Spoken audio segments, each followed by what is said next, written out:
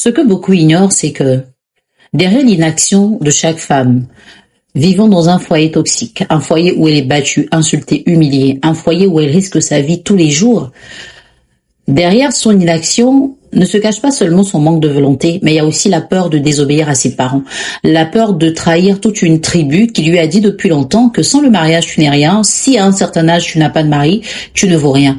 Ces parents-là qui lui ont dit que le mariage c'est le feu, c'est normal que tu souffres, il faut que tu supportes.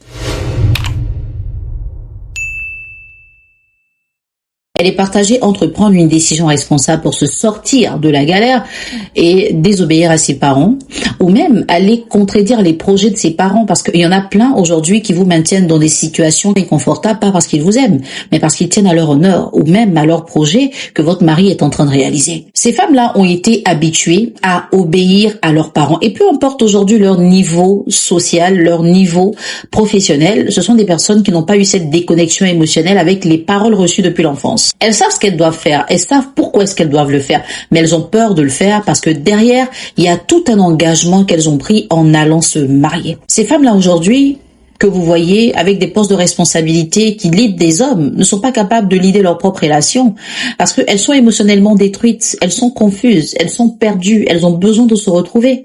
Vu que vous devez le savoir, j'accompagne des femmes, j'entends beaucoup de choses au quotidien, des femmes qui savent qu'elles doivent sortir de là, mais qui après un coaching te disent: chez nous, on n'accepte pas ça. Mais on accepte que tu meurs, par exemple. Vous voyez un peu le contraste.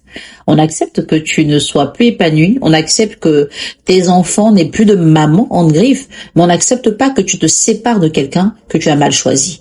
L'être humain est tellement juge de l'autre que on ne veut même pas te donner l'occasion de comprendre que tu t'es trompé dans ton choix. On t'impose ce choix jusqu'à la fin de tes jours.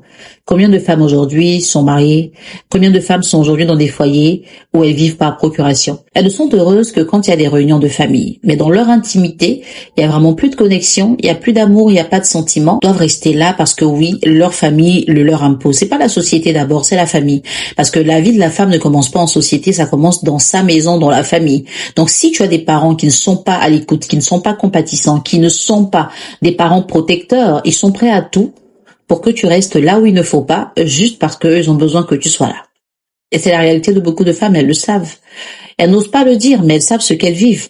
C'est pénible, c'est dommage, mais c'est une réalité. Et c'est quelque chose que chaque être humain devra décider de combattre. Tout dépend de si tu te sens bien dedans ou si tu ne te sens tellement pas bien que tu es prête à prendre des résolutions importantes.